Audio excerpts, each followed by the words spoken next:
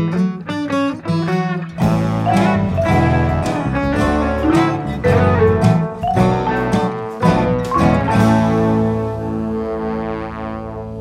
welcome back to another episode of Keep It Fictional. This is part 2 of our top 5 books in 2022. So we review our last number 4 and number 5 picks last week. So today we're gonna tell you the rest of our picks, our top 3. So I am very excited to find out what's on everybody's list.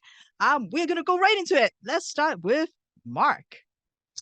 So my book that I'll be talking about now is Internet for the People by Ben Tarnoff. So in this book, the tech writer Ben Tarnoff explores how the internet has developed from its inception in the 1970s through military and government science projects to the 1990s and the beginning of internet privatization to the present of social media and dominated consumption spaces that make the internet in Tarnoff's basically just a giant online mall. Tarnoff gives a summary of some of the ills of the modern internet that we've probably heard a few times before about data, surveillance, extremist content on social media, and related issues. But Tarnoff is quick to point out that things didn't have to be this way and don't have to be this way in the future if people collectively begin to demand changes to the way the internet's infrastructure is developed and owned. The present is a result of deliberate decisions made by government officials to essentially sell off the government stake in the internet to private companies and business executives to allow private control of key internet infrastructure, to allow collecting of data in an unrestricted manner, tolerance of hateful speech, so long as it's profitable for large corporations to allow it. Tarnoff points to solutions in a less centralized and more distributed form of control, drawing on examples of locally owned utility cooperatives and civic organizations like libraries to decentralize social media platforms like Mastodon, which you may have heard about a lot more in the media recently, especially in relation to things like Twitter and these other large social media alternatives, where the network isn't controlled by a single company and a motive to profit doesn't come to dominate management and content moderation's decisions. As this could be a way forward for a better internet that is accountable to people and not profits. Because, for example, in like a network like Mastodon, it's controlled by a large number of people that can essentially set their own sets of rules. They can create a federated network of resources that don't have to be controlled by one specific person who likes to tweet his thoughts at any given moment. So in this way, Tarnoff seeks to change the question from how can we have a healthy, privately owned internet to what is the internet we want, and where does pro-market mentality get in the way of this?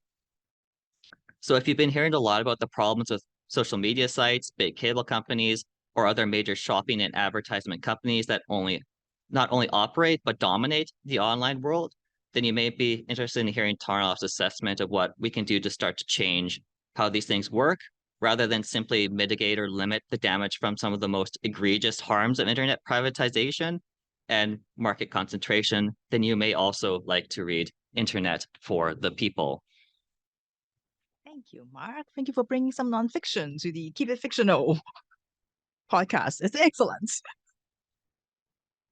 All right, Corinne, what are we bringing to the Keep It Fictional podcast today? We are bringing a book that is described as surreal and absurdist, 2 words that I absolutely hate when describing fiction, and yet somehow has wheedled its way into my 3rd place. This is a book that I have talked about on the podcast before. It is Emi Yagi's Diary of a Void, a novel translated by David Boyd and Lucy North. This is the story of Miss Shiobata, who goes from an overtly sexist workplace to a subtly sexist workplace, where she is expected, because she's the only woman in the office, to do all the photocopying for people, to go around and share the snacks to everyone at their desks, and to make coffee for every meeting. One day when she is asked to clean up the conference room after someone else has had a meeting and get rid of all the stale, gross coffee cups, she declines because, oh, my morning sickness. I can't because I'm pregnant. All of a sudden, everything changes. She is told to go home early and take a rest. All of a sudden, they can kind of clean up the conference table themselves. She gets access to a whole bunch of more health benefits. She can leave on time. No more overtime for the pregnant lady. And miraculously, all the men in the office have suddenly learned how to make coffee. Who'd have thought? The only problem is that Miss Shibata is not pregnant at all. This is a fascinating, funny, sly, smart look at workplace sexism. It is a look of feminism. It is like a searing also view of motherhood, which I didn't see coming, but is also there, about emotional labor. It's a multi-layered, extremely funny, extremely weird book. Is she really pregnant or is she not? And is she really going to have a baby that's imaginary or not? I don't know. I really don't know, but I love it. And so this did take my top 3. It's a book that I think about constantly. And I can actually recommend this to most people, even though it's a little weird, it's a little surreal and absurdist, but I think that it is well worth picking up. So this is my top 3 pick. Thank you, Miss Corey. Every time I listen to you talk about this book, it's like, yeah, I got to read it because it feels like it's going to be a really fun one. What? No fun? It's very fun. It's very, I mean, I don't know if it's weird enough for you. Oh. Well, well, guess what? My number 3 pick is one of these things is not like the other pick because it has no weirdness, I don't think. No spaceship, no aliens, no magic, no ghosts, no hauntings, no cannibals. But yet, just like you said, it is number 3 on my list. And it is entirely because of the main character. It is the most unforgettable characters that I have read this year. So write this down. Kara Romero Wants to Work. This is a story of 56-year-old Kara who thinks she will be working in the lamp factory forever and ever, but the factory up and left moved to Costa Rica, so now she is unemployed. And after 2 years of getting checks from El Obama, she has enrolled herself in a job assistant program.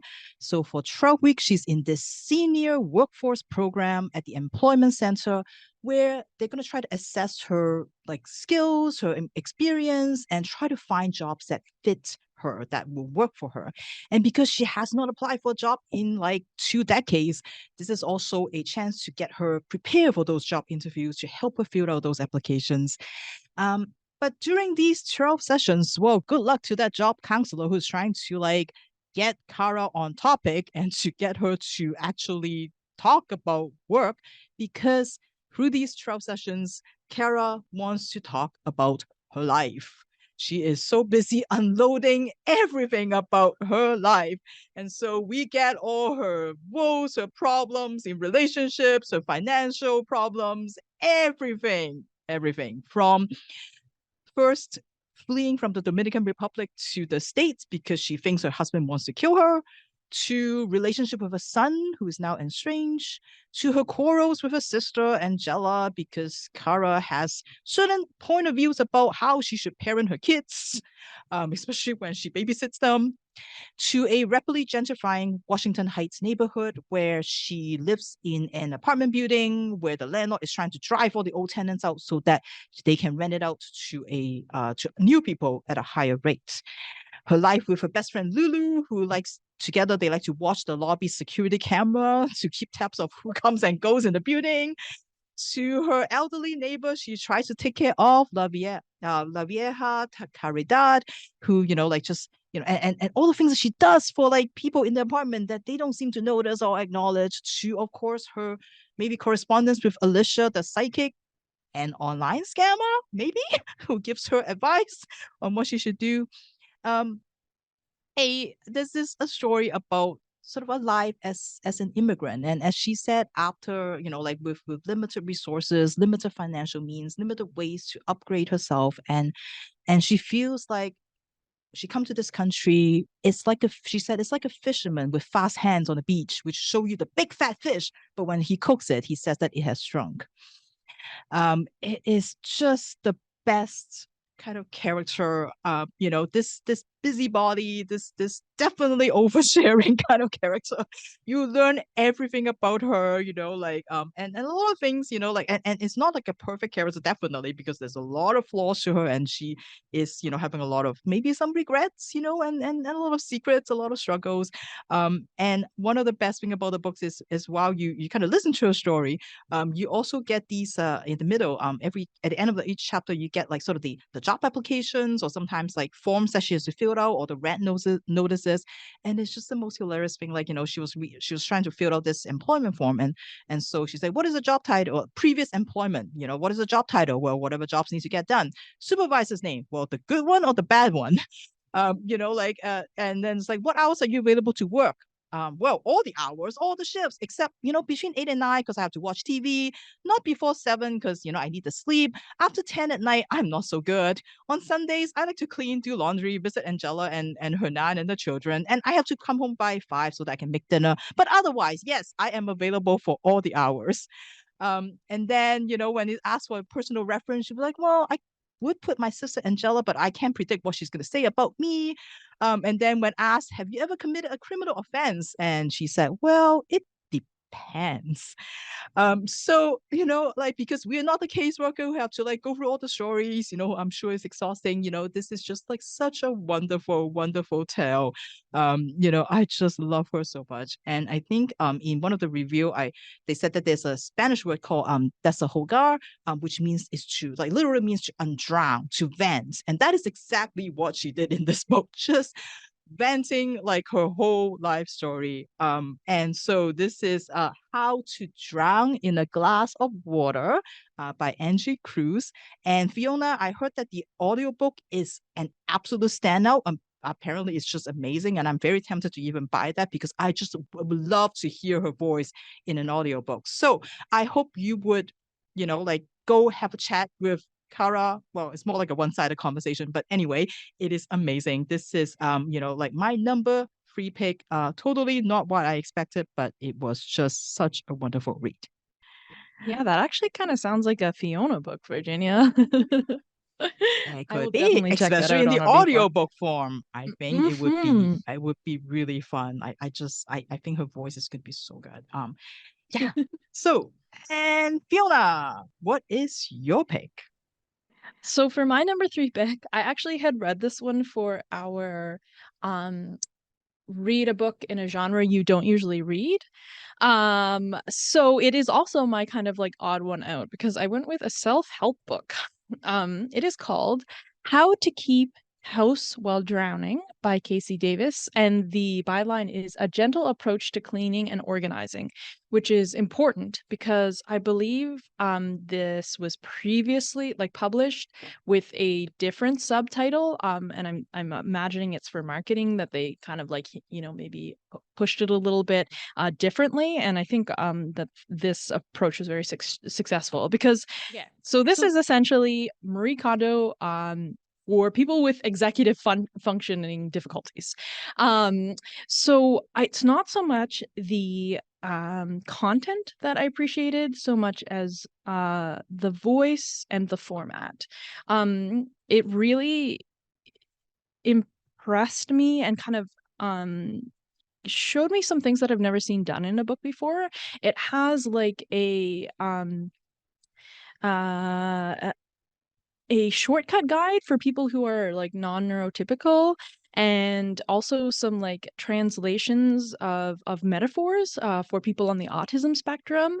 And I'm glad that they put the word gentle in the title because that's really what it is. The author is so gentle and understanding and is basically encouraging you to give that to yourself as well. It's not about bullet journaling in a beautiful way. It's not about folding your socks. Her most practical advice in there is this like 5-step approach to cleaning, which is divided into let me think if I can remember: garbage, things that have a place, things that don't have a place, dishes, and laundry. And basically tackle each one of those separately, maybe even on a different day. So the idea is not to have a sparkling home, but basically to survive in a way that gives you back your dignity.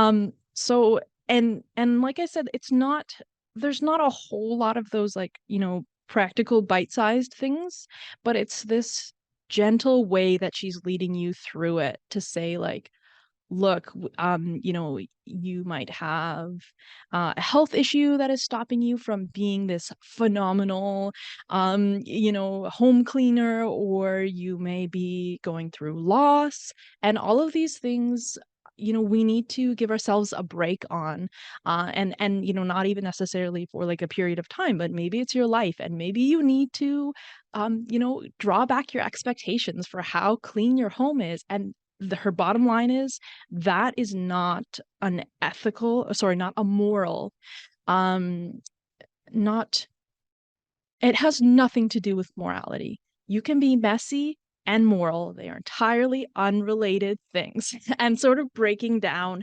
that this societal expectation that you can't be a good person if you're a messy person.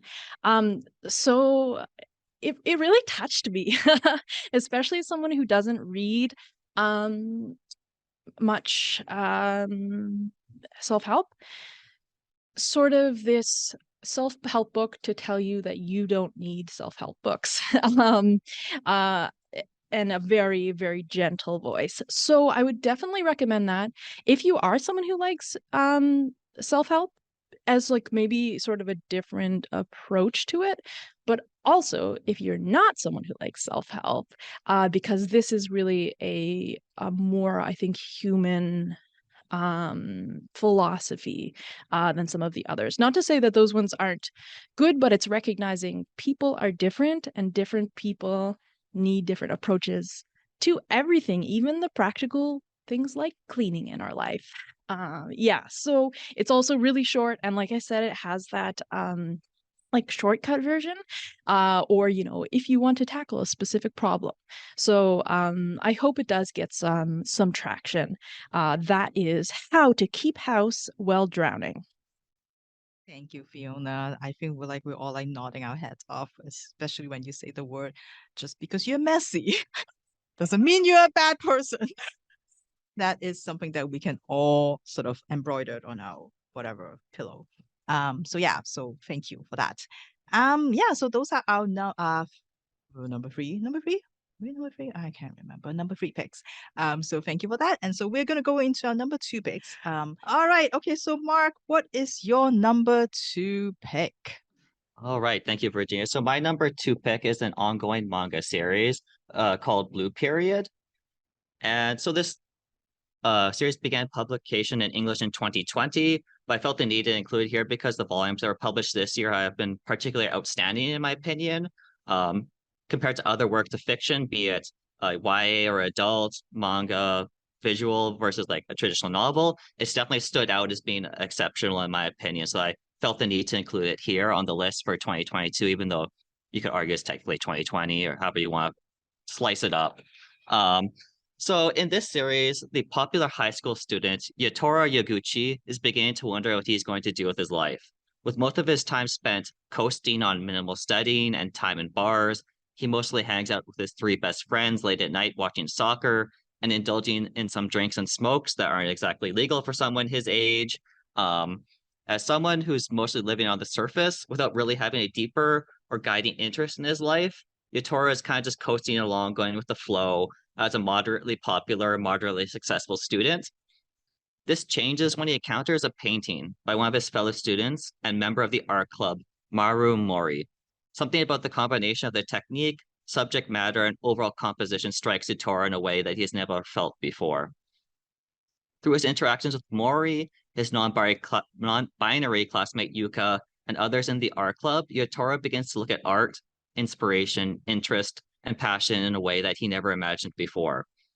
Thus begins Yatora's journey into the world of art, with him progressively joining the art club himself.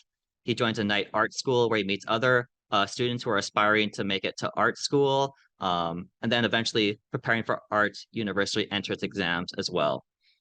Through his new experiences, Yatora makes new friends, expands his perspective of what art is, what its purpose can be, and the many ways in which art can be a deep expression of the person who created it. Because that's sort of like what originally drew him to it, his ability to begin to express himself and seeing other people expressing themselves through their art, and how that really changed his way of looking at things, his way of experiencing himself, his way of approaching life. And just in general, it is this very transformative thing in his life. The series features a lot of colorful characters, as I mentioned, from Yutori's high school, his night school, and in the more recent volumes that came out this year, his adult life and his life in university.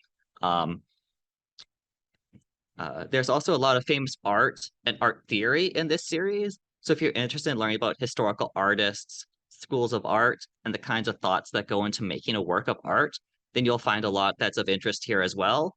Or if you don't already know much about art, then experiencing things from Yutori's perspective is also kind of interesting, because you can kind of learn and gradually pick things up as he does throughout the series. So you're kind of experience it in the way that he experiences it in a way almost. And I just found this very interesting because it almost combines like a good fictional story with this kind of non-fictional theory and history and things like that into a very good narrative that combines a lot of things that you don't often see in many narratives. So that also made it very special for me. And so if you like a good coming of age story, are interested in, or have always wanted to know more about art, or just want a really good manga series with a realistic plot, then you may also like Blue Period. Yay, a manga recommendation. Thank you, Mark. All right. Okay. So, Miss Corinne, what is on your number 2 spot? All right. For my number 2, I feel like Liz would be really proud of me because I actually read and enjoyed one of my most anticipated books of the season. After giving her a tremendous amount of grief for not reading a book that she talked about, and then I realized that I was actually the hypocrite and never read the books that I was going to read, I decided to go back and pick up one that I had talked about in the most anticipated of the fall and ended up loving it. And it makes sense as to why I chose this book to read, is because it has all the things I like: romance, demons, noir, emotions. So this is a historical romance fantasy noir by Canadian author C.L. Polk, whose previous book, Witchmark, was up for CBC Canada Reads, which I thought was a bold choice. This is their newest novella. My number 2 pick for the year is Even Though I Knew the End. And this is about Elena Brandt, a warlock in kind of like Chicago, during the time where there are a lot of private gumshoes, made a deal with the devil 10 years ago. So her number was up. She was in it. Her family was in a car accident, and she was the sole survivor. But she was unwilling to accept this fate. And so she dragged herself to the crossroads, summoned a demon, and made a deal. In return for her brother's life, she would give up her soul. Now, the demon is not unreasonable. The demon is not a monster. The demon gives her 10 years to go and do what she wants. And then they will call in their chip. And Elena, kind of bereft at the loss of her family, decides to take that offer. However, her brother, who is also a warlock and member of the Brotherhood, is not thrilled with that because she's now the enemy. She is a soulless operator.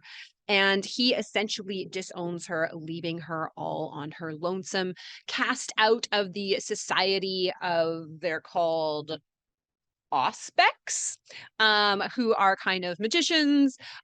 She decides to kind of take up life as a bitter, grizzled private eye. However, these 10 years haven't actually been that bad.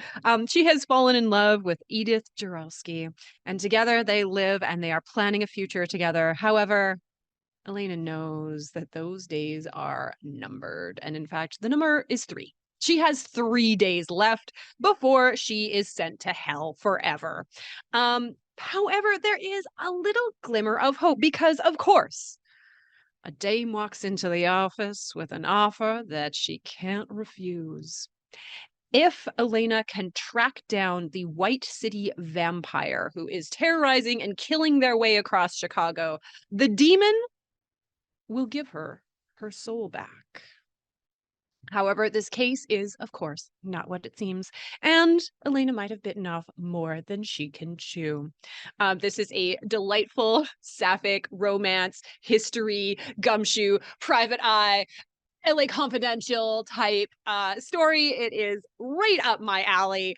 And I really, really enjoyed the way that CL Polk just was like, oh, you want tropes? Here. Have them all. Have all of them. Have every single one you want. It was a buffet of tropes, and I ate it up. So this is my number 2 book, even though I knew the end. Thank you, Miss Corrine. It's great when they deliver, right? It's great when they deliver. I feel like all of my picks this year have been people who are like, this is what I'm going to do, and then they do it. Mm-hmm. And every book that I have not enjoyed, I think we were talking a little bit earlier about how we felt like this wasn't a great reading year for some of us, and that a lot of the books just didn't fulfill the promise that they had, or they were just kind of mediocre with a great concept. And so kind of like what ended up being on my list was all these books that had maybe not like the most unique concept, but what they had, they nailed. What a perfect segue for. Thank you for that perfect segue for my book, because you're absolutely right. There are some authors that I love so much, and then I was looking so forward to the new books, and then I'm like, what happened? What happened? But this on my number 2 pick is an author that did not disappoint. I love his debut novel, and I was so excited when I know that a new book is coming out, and it was on one of my most anticipated episode. And it not just not disappointed, completely exceeded my expectation, unlike others. And I have very, very high hopes for him. So I am so happy that this turns out to be an amazing read. It is Simon Jimenez, The Spear Cuts Through Water. On the surface, it feels very much like a epic fantasy that you might have heard before, right? You have the moon and the water, they falling in love, they long to be with each other. But when someone came along to free the moon, instead of taking her to the water, they decided to imprison her and to steal her power. And so we have the Moon Throne Kingdom ruled by a tyrant and his 3 sons, the Free Terrors. And so for centuries, they're oppressing everybody in the kingdom for their own good. And with this goddess imprisoned, the goddess also is their mother, and the moon is dying. It's a fragile body, and she managed to convince a grandson of hers, June, who is in charge of guarding her, and a favorite son of one of the Terra, to free her, because she knows that June is haunted by all the cruel things that he has to do for his father. And so they manage to escape and team up very reluctantly with a one-armed warrior named Kima, who has his own quest to go. He has been entrusted with a spear that by his general that he's supposed to go take to his family. And so now they're both kind of together going on this quest to find a way to end the Moon Throne, to deliver this spear with the Free Terrors in pursuit, and try to reunite the moon with the water. And June and Kima started off, of course, like not trusting each other, especially because June is one of the Terra Sun. But eventually, of course, they learn to rely on each other. They fall in love. And yes, it is a relationship story. It got romance in it, but it's okay because Simon Jimenez is writing it, and it is amazing. And all of this happens in 5 days. But so it sounds like if you read epic fantasy, it sounds kind of a familiar story, but I promise you this is unlike any epic fantasy you have ever read before. And it's all about the form and the structure of the story. It is sort of this shifting from point of view, including a second person point of view, which is done so well. There's a you in this story, and you are listening to and remembering the stories that your Lola, which is grandmother in Tagalog, tell you about the old countries. And you gather that this you is sort of living in another country right now with their own struggles as an immigrant. And you're listening to the stories, and then you're also invited to participate and hear this story and watch it unfold as kind of a dance. Um, and in this place called the inverted theater, which is a place where when the moon, when it used to want to visit the water, it would cast its reflection into the water surface and created this inverted world. And that's where they build this theater. And that's where you are kind of transported to go watch it. But you're not just a spectator, because at some point you are very, very crucial to the story. And you're kind of like, and you will collide with the characters June and Kima at one point. And throughout the story, you hear snippets of everybody's stories around you. Um, and and they're usually like kind of give you a bit of a glimpse to all these other characters that are just like side characters, or they're kind of like, in the background. Or sometimes you might be holding an object and you hear sort of the story of the creator of this object. But it's like this collective voice, and to make sure that no one gets forgotten in this story. It is so, I'm totally not doing it justice to explain it. And this is going to be like my number one pick is the same thing. It's just like, it's one of those books and it's not helpful in a podcast to say you got to read it, to experience the book. But it is really like that. It's just this really ambitious book, and that you really need to read to experience why it's so amazing and so stunning. And I was reading what people think about the book after I read it, and a lot of people say this is not a book for everyone, and I was just like, no, but everybody should read it. But I also understand what they're trying to say, because I think it is for readers who don't mind not having a sort of a solid kind of like ground to stand on. You have to be willing to get lost for a bit and be lost for a bit and be okay with that, because it is so unlike anything that you have read. So it's an epic story, but it's also so intimate in some ways. It is a story for everybody who loves like a family story, who loves folk tales.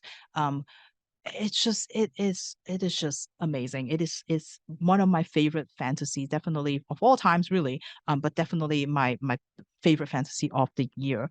So this is Simon Jimenez, The Spear Cuts Through Water.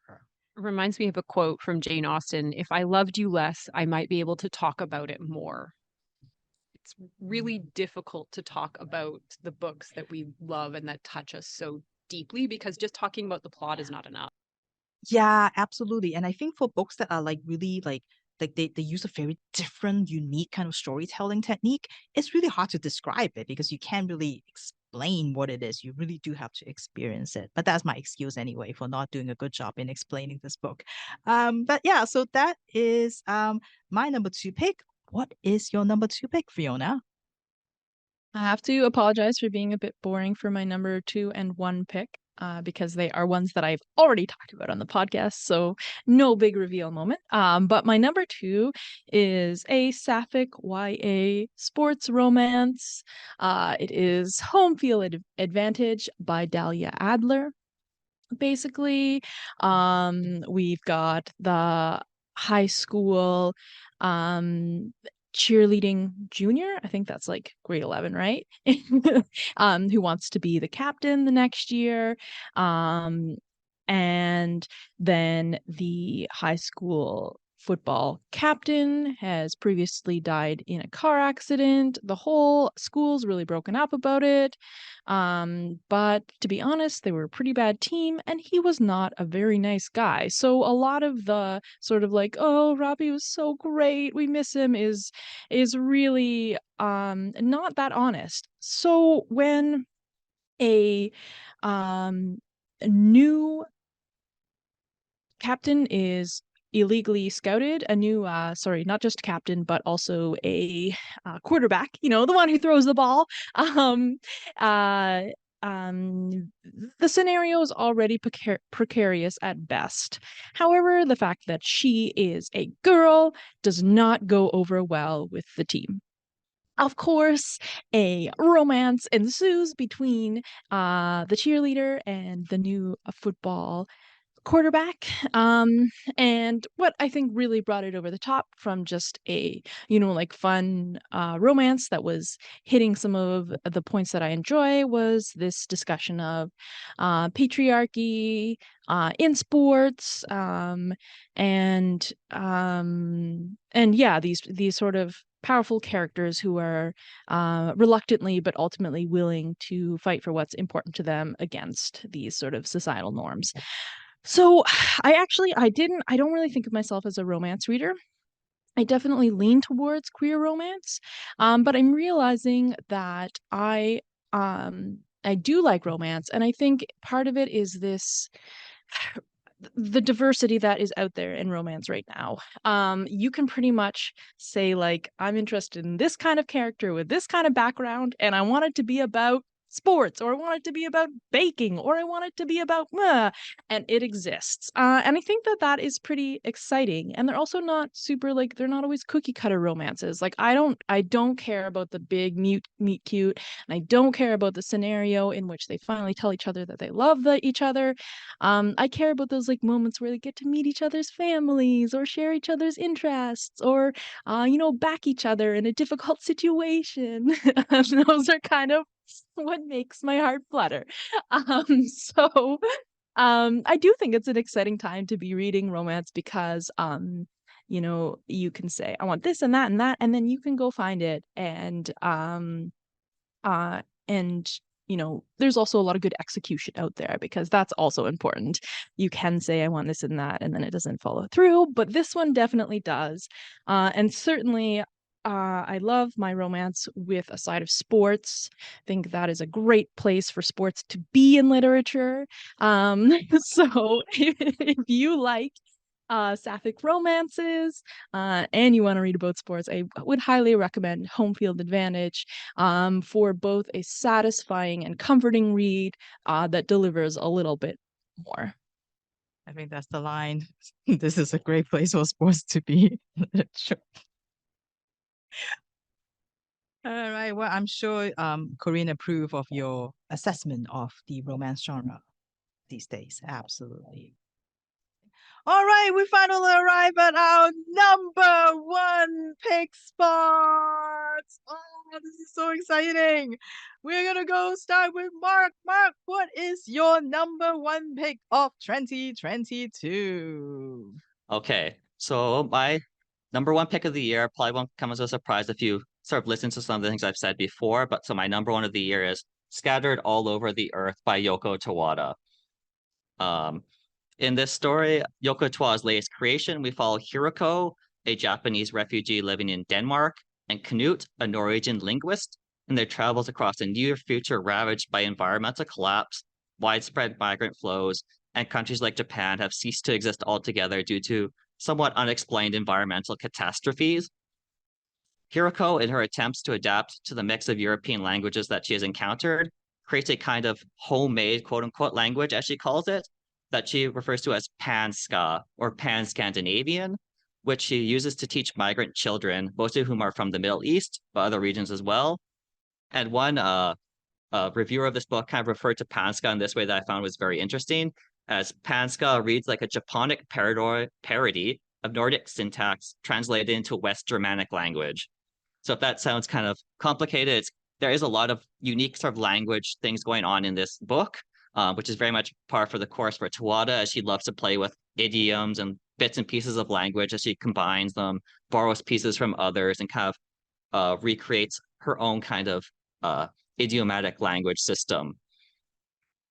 This unique language garners local television coverage for Hiroko, which is how she meets the linguist Knut, who first upon seeing Hiroko on TV is immediately captivated, and as he puts his thoughts immediately begin to roam through his mind, like Huns on horseback roaming through the fields. And there's kind of like these lots of little metaphors in that kind of way in the language and speaking of the characters. Determined to find other Japanese language speakers for Hiroko to converse with, Hiroko and Knut set out on a trip that takes them to various countries in Europe on a kind of picaresque journey where they meet an assorted cast of colorful characters, including Nora, a cultural heritage worker, from Germany who works at the birthplace of Karl Marx, Akash, a transgender woman from India, whose identity is influenced by both Indian and Western ideas of gender identity, Nanook, an Inuk man from Greenland who fiercely defends the rights of his indigenous and Inuit people to maintain their own cultural and identity. But he also goes by a second identity called Tenzo in his journey to learn about sushi, Japan, and the secret to the perfect umami flavor. There's also a mysterious Japanese man / robot, we're not quite sure which, named Susanoo O, whom they plan to take to Stockholm to be examined by a speech specialist that Canute is acquainted with, because Susanoo O is no longer able to speak, but is perfectly fine mentally and physically. And each of the chapters of the book, the perspective shifts among the different characters, and we can see vastly different styles of thought, thinking, and speech between the characters, as well as between their inner way of thinking in one language, set of idioms, and etc., and their outer way of expressing it in multiple different languages, depending on who they're with at the time. This includes the way they perceive themselves versus how others perceive them, their motivations and feelings toward the other characters, and how they understand the role of language, culture, and their identity in their lives. And there's a lot of themes around this cultural identity, language, diaspora, environmental instability, and all these kinds of topical things going on within the narrative throughout it. And this is actually the first book in a planned trilogy, apparently, from what the publisher has said. So there's a lot more to come in the plot overall. So there's not a ton of resolution at the end, but there's a lot of emphasis on the sort of the journey along the way. As we sort of are just sort of starting out. This is the beginning of their journey, more or less, as we sort of they set it out across Europe to find more speakers, more people with interesting identities and experiences that I'm sure will come up in the following books. So if you like writers with a unique worldview, explorations of culture, language, or identity, or if you're interested in a story with continent-spanning travels and chance meetings, then you may also like Scattered All Over the Earth. Yay! #1 Mark pick. I need to add that to my list. That sounds amazing. Right. So Corinne, it is your turn to review your #1 pick of the year. So nervous and filled with emotion. This is the big reveal where we get to hear everyone's top pick.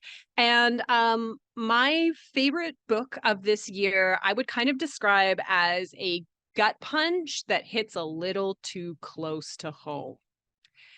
And just to kind of show you the quality of this particular book, I kind of wanted to start with a quote from it. And it is about one teacher talking to our main character.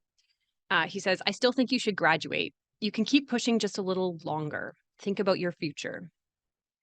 I felt like what he was saying was true, but the voice in my head overrode it with, "But my present is already too much."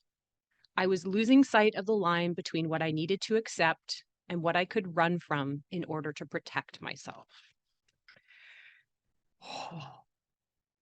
This is the story of Akari, who is a high school student whose life centers around her Oshi, her idol. Her life is completely centered around Masaki Ueno, who is part of the J-pop group Masa Masa. He is her life raft because in every other aspect, Akari is drowning. Her real life is too much. She has what is not really articulated, but a learning disability of some sort. It's kind of hinted at that she might be dyslexic. The author has based this on her brother's experience in the Japanese school system. She has a very difficult family life. Her mother doesn't understand her. Her mother doesn't understand why she just can't try. Why doesn't she try harder at school? Why doesn't she try harder to apply for jobs? Why doesn't she try harder to study to try and get into university?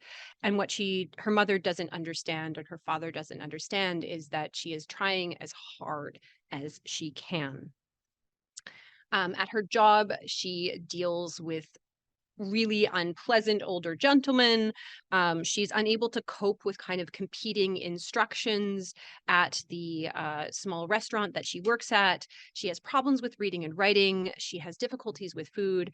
She has a lot of difficulties in her life and finds it overwhelming. But the one place where everything makes sense to her is when it comes to her Oshi. Akari shines. She is able to perfectly transcribe and interpret his interviews. She keeps a blog where she goes over his interviews and his concerts and his shows, and she has a massive following of people her age and older. She makes friends with people online. She is able to do these amazing articulate analysis of his shows and the symbology of his albums. She makes sure to keep on top of his merchandise. She gets makes sure to help vote him into the most popular spot on shows, and she helps organize things like this. Oh my.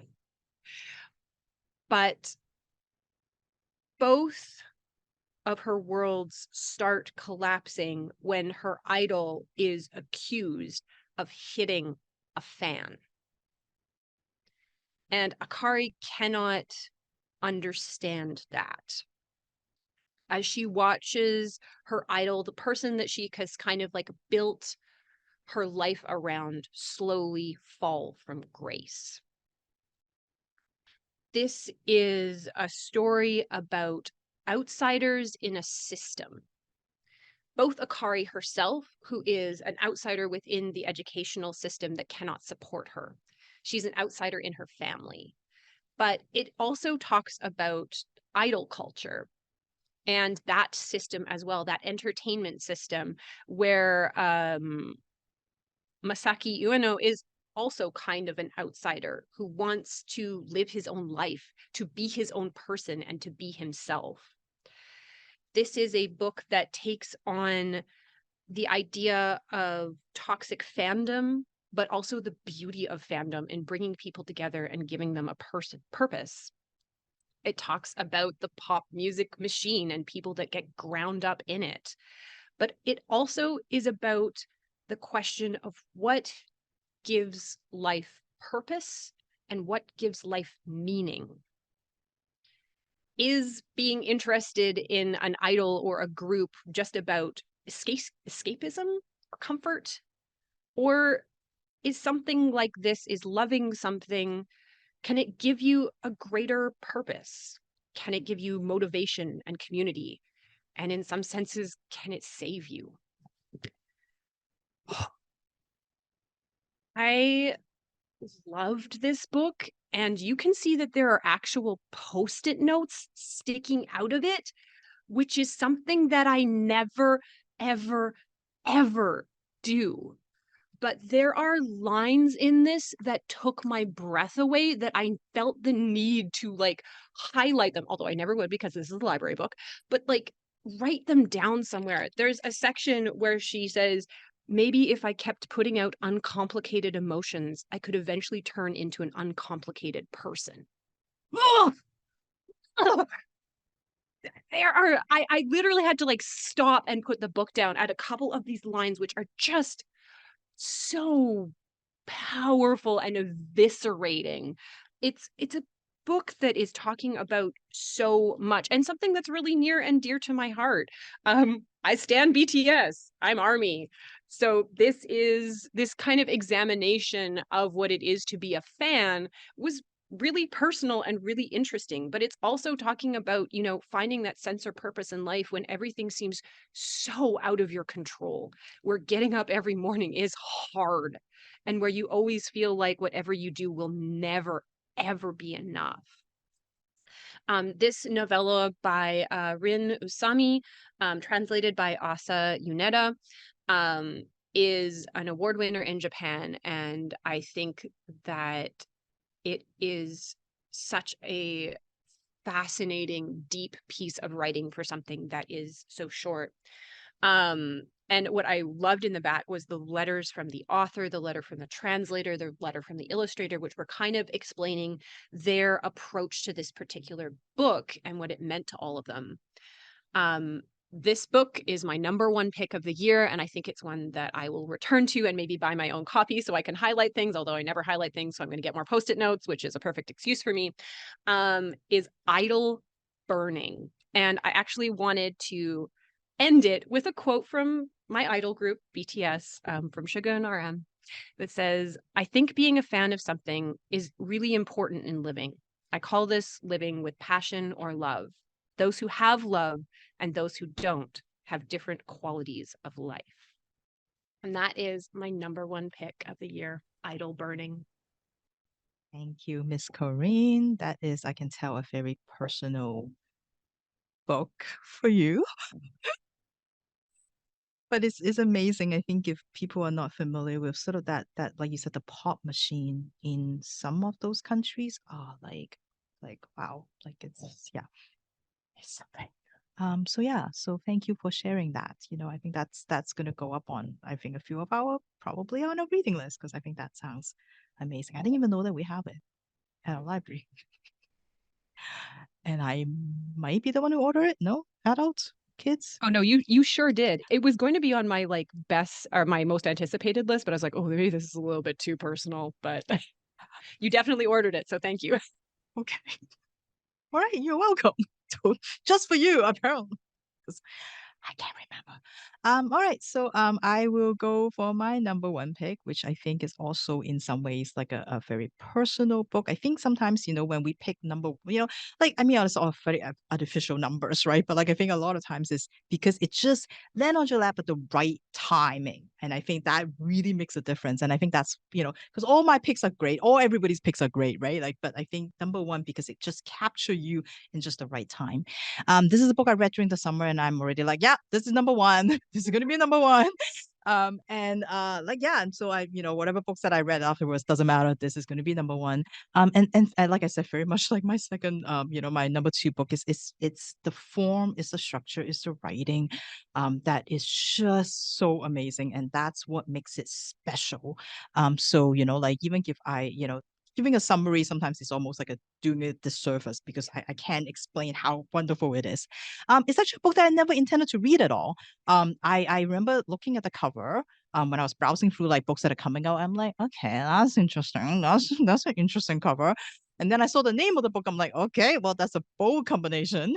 And so I didn't really think much of it until I read Ron Chow's review in the Washington Post. And I think there's a couple people online that I feel like this year, especially, I think after I discovered his review of With Teeth by Chris and Annette that we talk about on the parenting episode, where he said, this is a book you want to give to someone if you hate them in a baby shower. And then I just feel like I just decided to, maybe I need to pay attention to his reviews. And he's great, like, in a lot of things that he said. And he said of this book, he said, this is the weirdest and the most mind-blowing book about America that he has ever inhaled. And then in the second or third line of the review, he said the word fever dreams. And I'm like, okay, yeah, I'm there. I am totally there. And it is definitely a critique of sort of the hypocrisy of the ideals, or those national kind of ideals that we believe in and those values that we believe in. And this is, and if you are not, if you're listening to this on the podcast, please go Google the cover. This is Thrust by Lidia Yuknavitch. It is so amazing. The story, even though I'm not going to do it justice, is about 12-year-old Leispe, whose name in Lithuania means freedom. And she lives with her father in sort of the future in about 2070, 2080 kind of where because of climate change, like they have what they call the Great Water Rise. So a lot of the cities have been submerged underwater.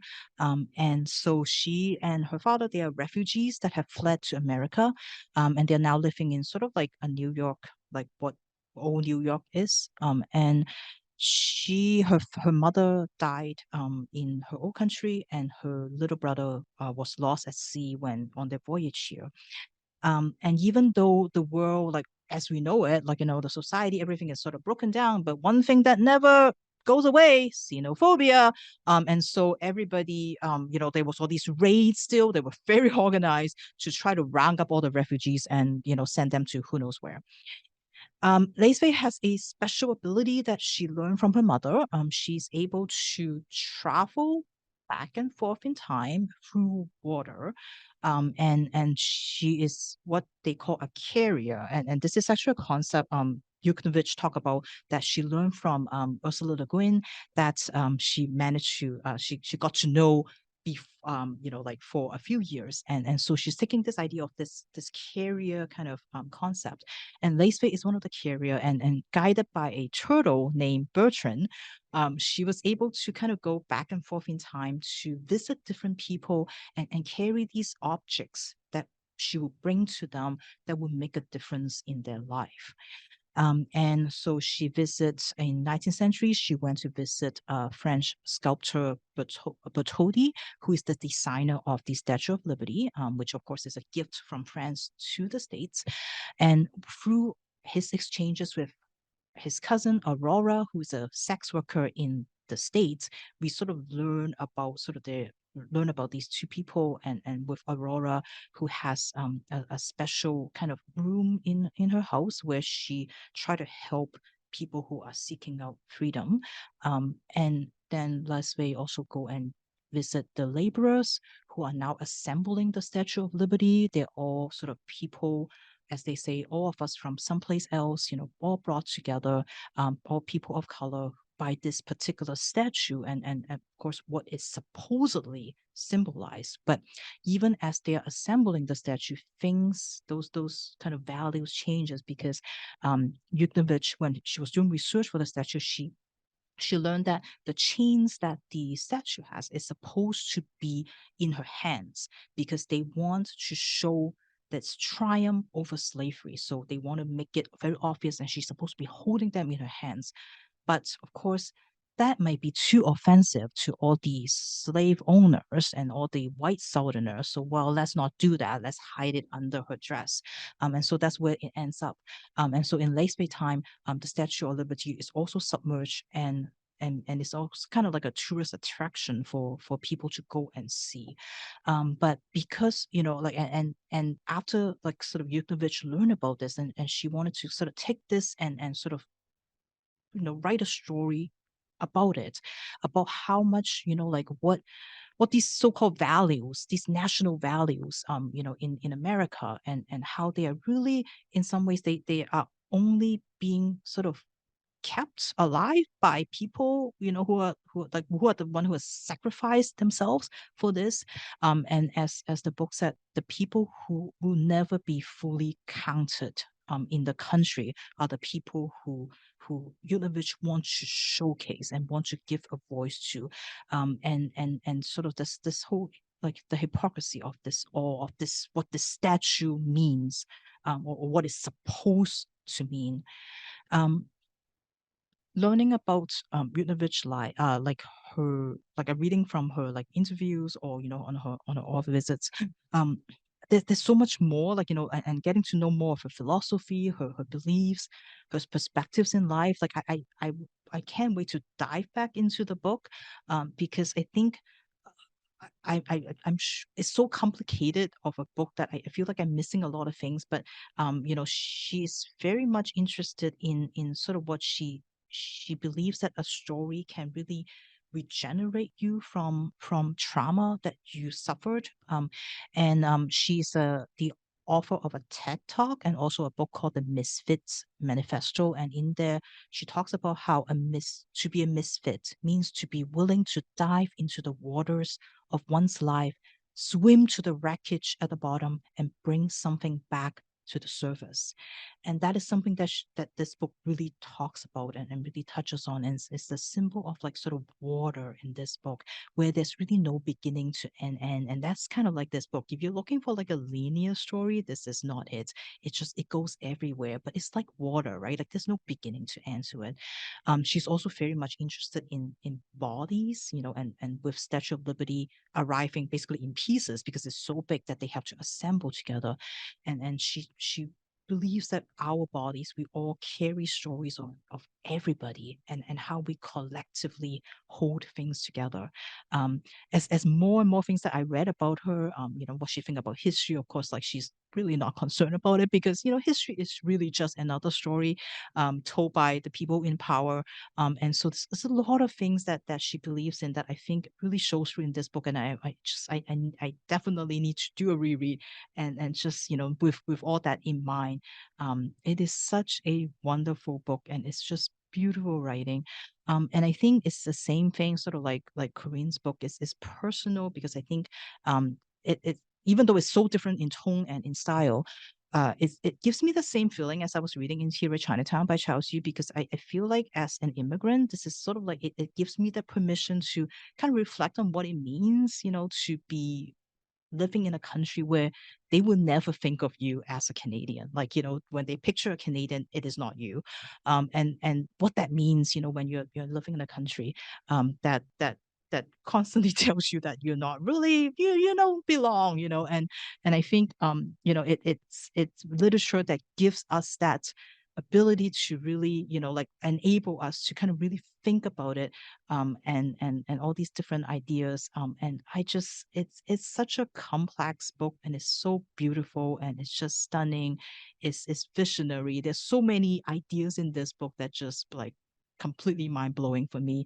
So yeah, I'm so glad that I picked this up, because like I don't think I would have picked it up because of the cover at first. So, but this is Trust by Lidia Yuknavitch.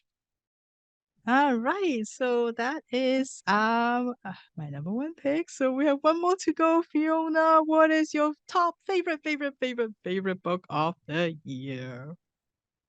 Thanks, Virginia. I feel like my book might be a good foil against yours, because I have chosen a very linear book, and I feel like it's not super personal for me in content, but maybe more so in format, because I feel like I like a lot of I think this book is, somebody called it, I don't know, like sprawling or something like that, like epic, and I think I need those kind of books to center me, those things that last over a long time, often about family or about one person, just sort of to give you a reminder of like of the passage of time. And I think especially during after the pandemic that we've gone through, of just remembering like time is long. And so this book actually does begin in the 1920 pandemic and spans all the way to the present pandemic. It is Violeta by Isabel Allende. Allende is a seasoned author she's a Peruvian American, and the book is set in an undisclosed South American country. And of course, it follows Violeta, who is born to a family of 5 boys, and she's the first girl. And she's born amidst the turmoil of a pandemic. Early in life, her rich family goes bankrupt. Her father takes his own life, and they have to move to the country to sort of get away from all of this scandal. So there's a lot of reflection on wealth and class, and it's all sort of through Violeta's gaze throughout her life, reflecting on the different places she's held in life, but particularly in terms of the regime in her country, and how her wealth may have contributed to the negative aspects of that. So it's both provides a nice amount of reflection and actual just gripping and interesting events with interesting characters that are quite episodic, and of course a whole a zany family, which I really enjoyed. She's not she's somewhere in between a lovable and unlovable character, which is nice. She has her flaws. This was the one who, her first husband is the vet, who is just obsessed with like breeding cows. And of course, so he doesn't last very long, and she quickly has an affair with a hunky pilot who kind of who lingers in her life for the rest of her life and is not generally a positive person in her life. She grows up to have children, and to do many different jobs, and in some ways at moments she's very self-made, and then other moments relying entirely on her family's wealth and reputation. And just really, kind of hit that family epic stride that I really love. And I do I was thinking this about the other book that you talked about for your top 5, Virginia, of a book centering around an older female character, and how I don't know, I think it gives value and attention to a demographic who in other formats I think are not always seen. And so to see her whole life, even though she is quite affluent, and don't forget beautiful, lots of things happen in her life because she's so beautiful, but really getting to appreciate her as a young woman and as an old woman, looking back, I found had a lot of value to it as a narrative. So I feel like this is a very satisfying, well-crafted read, and like you've said about some of the other books, both of you have said, ones that sort of what they set out to do, they do it, and they do it well. This is definitely one of those. Violeta by Isabel Allende, highly recommended. I feel like it's something that's got an entry point for pretty much everyone, so would recommend that as my number one top 2022 book. I read it early in the year, and nothing else really surpassed it. So those are our top 5 picks for each of us. I hope you would add some of those to your list. So now I'm gonna ask my book friends, what book in 2022 that you wanted to read but you haven't got to yet, but we have a holiday coming out, what are you going to be reading? Fiona.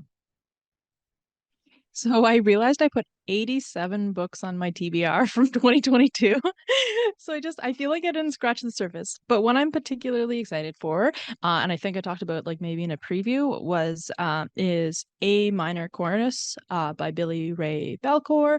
I have read his poetry and memoir. I'm pretty sure this is his fiction debut. So really looking forward to that kind of like poetic gut punch that I know that it is going to be. And I think it's one I'll probably actually pick up in print, just because it will be, I think it'll be a nice physical read, so that'll be different for me. How about you, Mark? Well, there's quite a lot, because I tend to actually read a lot of books from the previous year more so than books from the current year. So there's going to be a ton of books from this year that I'm going to want to read in the future. Just to name a few, Diary of a Void, which Kareen talked about earlier. That book was sort of on my radar before Kareen talked about it, but after she's talked about it, it's definitely one that's demands to be read, I think. Another one is Three Streets by Yoko Tawada, who I just talked about a moment ago. They also released a short collection of a few stories of hers by New Directions Publications that I definitely want to get into soon. One book that I mentioned in our most anticipated of the fall was Tatsumi Galaxy by Tomohiko Morimi. That one just recently released, so I haven't had a chance to read it yet. I really want to read that one. And another is A Private Spy by John Le Carré. It's a collection of his letters and kind of correspondences over about 4 or 5 decades. And I'm always been a huge fan of his, so the opportunity to read some of these more less public details of his writing would be very interesting as well, I think. Well, thank you, Mark. And Kareen, what's on your reading list this holiday? All right, so I'm waiting for some holds to come in. First one is Ducks by Kate Beaton, which I think is going to destroy me emotionally. And being from Alberta, it's going to be a rough read. So I'm definitely going to read it. I've heard nothing but good things about it. I'm waiting for the hold. Another one that I just got in that I'm also looking forward to is I'm glad my Oh my gosh, my writing is dead. I'm glad my mother is dead by Jeanette McCurdy because it's a great title, and I have also heard great things about that. That is a memoir from the child actor who had a very narcissistic mother growing up, and it's kind of like an expose of that kind of like child actor system, which I think would be very interesting. And then there is I think 2 short stories by Osamu Dazai, Early Light, which came out this year, who is the author of The Setting Sun and No Longer Human. Again, it's an old book that's just kind of been translated, but I'm really looking forward to, because those are 2 books of his that I read this year that I really liked. So I'm always glad when they're kind of plumbing back into the author's back catalog and bringing new things to light. So those are my 3. And for me, I think I'm hoping to continue on The Haunting of Haji Hotak by Jammu Jan Kochai. It's a short story collection, and I read the first one, which I'm hoping Gabriel will be here because I think they would appreciate. It's called Playing Metal Gear Solid 5: The Phantom Pain.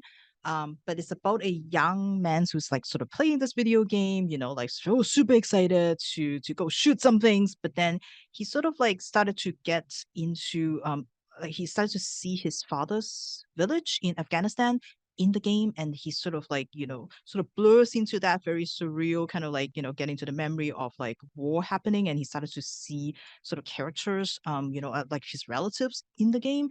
It is amazing. It is so good. So I cannot wait to continue that book because I think his stories is going to be amazing. And I, of course, Lavitihar Neon with a new book that came out that I haven't got a chance to read yet, but it is set in the same sort of world as Central Station, which I really, really love. So I can't wait to read his new book. And one more, because there's so many, but one more, it is Eugene Bacon, is a book called Mage of Fools. It's not about the dictator, but it's about the dictator's sorcerer. So I cannot wait to read that. So yeah, so those are my picks, my wee picks.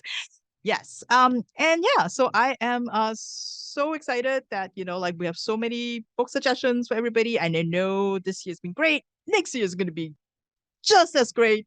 So I am looking forward to 2023. And of course, we'll do our most anticipated episode to give you some suggestions and some preview of some of the books that are coming out that we are excited about. So can't wait for that. So again, thank you everyone for being with us. For 2022. We hope you'll join us again in the new year. So have a great holiday. Have a happy new year, and we will see you in 2023.